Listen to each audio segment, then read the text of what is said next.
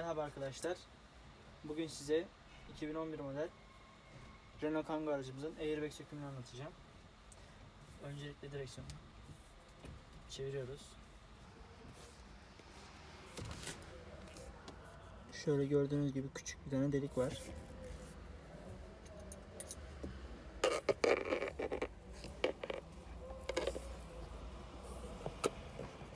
Tornavidamızı sokuyoruz. İleriye ittiriyoruz. Şu şekilde vurduğumuz zaman airbag'imiz sökülür. Bu işlemi kontak kapalı yapın. Yanındaki airbag soketlerini çıkartıyorum. Gördüğünüz gibi işlem bu kadar. Bu aracın airbag sargısını sökeceğim.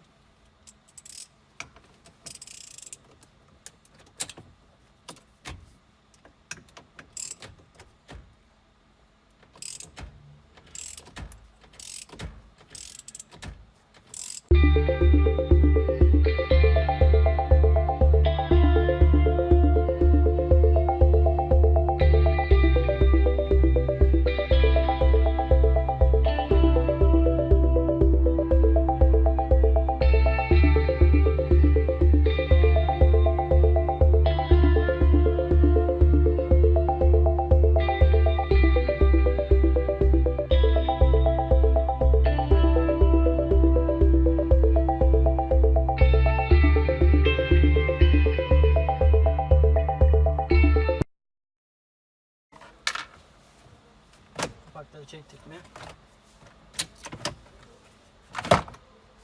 İşlem bu kadar arkadaşlar.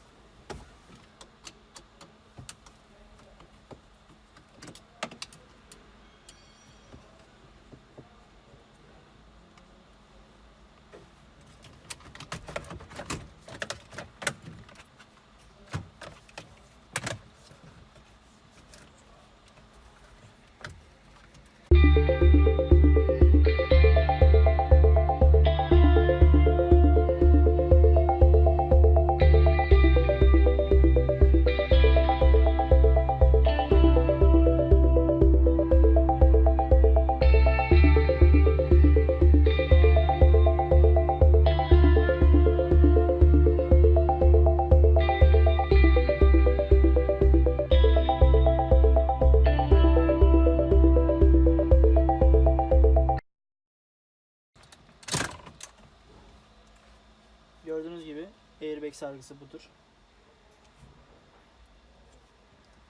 Bunlarda kronik sorun olarak airbag sargısı kopmakta. Bunun tamir işlemini gerçekleştireceğim.